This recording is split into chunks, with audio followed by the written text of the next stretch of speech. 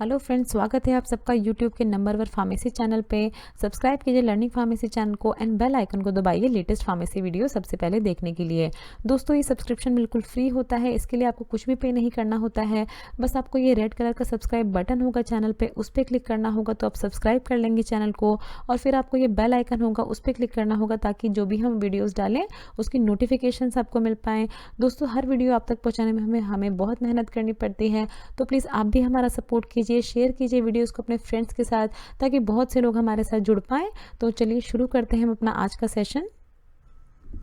Hello friends, आज के इस वीडियो में हम कवर करेंगे Q&A सीरीज पार्ट 3, जिसमें हम कौन कौन से क्वेश्चंस कवर करेंगे जो आपके थ्रू हमसे पूछे गए हैं। तो देखिए, देख लेंगे रिक्वायरमेंट फॉर ESIC यानी employ state insurance corporation exam. देखिए, देख लेते हैं requirement for ESIC exam. ESIC exam जिससे आप जानते होंगे employed state insurance corporation exam. तो ये बहुत ही ज़्यादा ट्रेंडिंग एग्ज़ाम होते हैं। ये अपने फॉर्म्स निकालते हैं ESIC फार्मासिस्ट पोस्ट के लिए। तो उसके लिए क्या क्या रिक्वायरमेंट होती है, देखिए हम देख लेते हैं। सबसे पहले एलिजिबिलिटी क्राइटेरिया क्या होता है। कैंडिडेट जो है उसके पास डिग्री होनी चाहिए फार्मेसी में या senior secondary with diploma in pharmacy from the recognised institution and qualified and registered as pharmacist under pharmacy act 1948। तो कैंडिडेट जो है वो एज अ फार्मासिस्ट रजिस्टर्ड होना चाहिए। अगर वो ESIC एग्ज़ाम जो है उसके लिए अप्लाई करना चाहते हैं, उसके पास या तो डिग्री इन फार्मेसी होनी चाहिए या senior secondary with diploma in pharmacy ये होना चाहिए, तभी वो एलिजिबल होता है। देन फिर क्या होता है, देखिए एज क्राइटेरिया क्या होता है। नॉट एक्सीडिंग 32 ईयर्स, तो 32 ईयर्स से ज़्यादा एज नहीं होनी चाहिए। नॉर्मल कैटेगरी अनरिजर्व कैटेगरी के लिए होता है ये।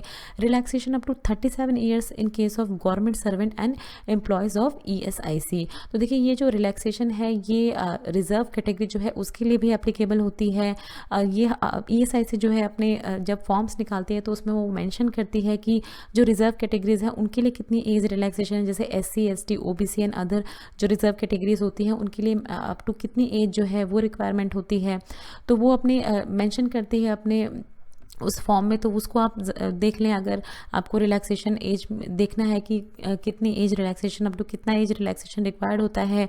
बट नॉर्मल कैटेगरी जो होते हैं अनरिजर्व कैटेगरी के लिए up to 32 years of age जो है वो रिक्वायरमेंट होती है। और नेक्स्ट देख लेते हैं, देखिए ESIC एग्ज़ाम पैटर्न क्या होता है एग्ज़ाम का।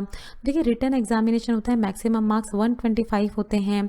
Mode of examination online exam होता है ये।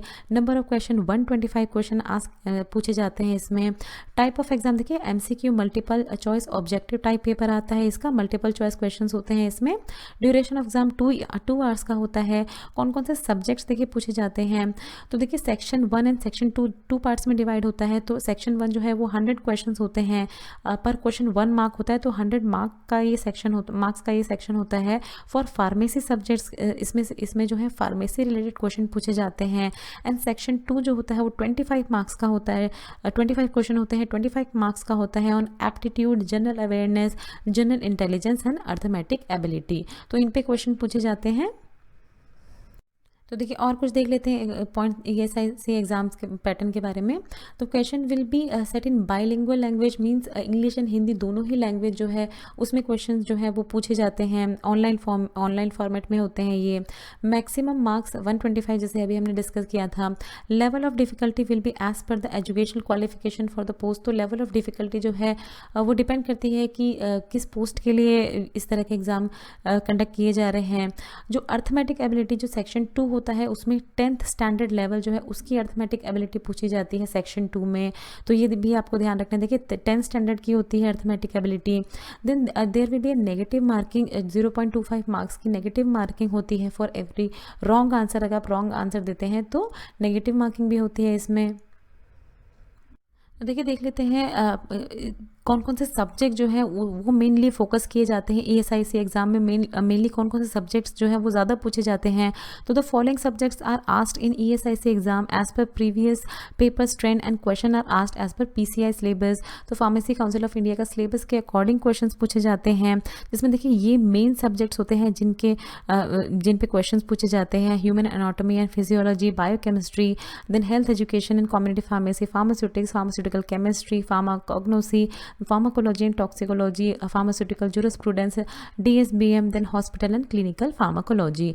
तो ये मेन सब्जेक्ट हैं देखिए। और most important subjects as per the trend is pharmacology, jurisprudence, pharmaceutical chemistry followed by pharmacognosy.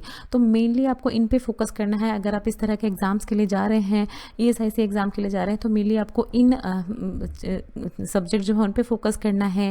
देखिए इनमें भी क्या क्या पूछा जाता है डिटेल में अगर आपको जानना है, अगर आप इस एग्ज़ाम की तैयारी करना चाहते हैं, तो हम अपना डिस्क्रिप्शन बॉक्स में हम अपना एक लिंक दे देंगे ESIC एग्ज़ाम सब्जेक्ट्स के बारे में। उसमें आपको डिटेल में बताया जाएगा कि इसके अंदर भी डिटेल में क्या क्या क्वेश्चन, कौन कौन से टॉपिक्स जो हैं वो पूछे जाते हैं। तो उसको आप ज़रूर देखें प्लीज़। उसमें आपको डिटेल में पता चल जाएगा कि क्या क्या आपको प्रिपेयर करना है ESIC एग्ज़ाम के लिए।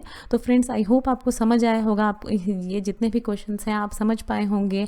अगर आपका और भी कोई आपकी क्वेरी है तो वो भी आप हमें कमेंट बॉक्स में पिन कर सकते हैं। हम जब भी हमें टाइम मिलेगा, जब हम नेक्स्ट वीडियो अपलोड करेंगे, तो हम कोशिश करेंगे आपके उस क्वेश्चन को इंक्लूड करने का इन तरह के क्वेश्चन फॉर्मेट में, ताकि आपको उसका आंसर मिल पाए।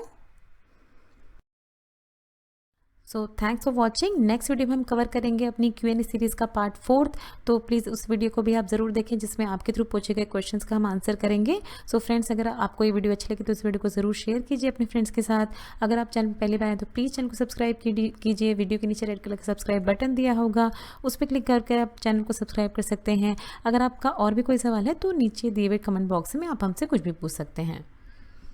ये कुछ हमारे रिलेटेड वीडियोस के लिंक हैं जिन पे क्लिक करके आप उनको देख सकते हैं। दोस्तों, लर्निंग फार्मेसी पे आने के लिए और ये वीडियो देखने के लिए आपका बहुत बहुत शुक्रिया। मिलते हैं अगले वीडियो में।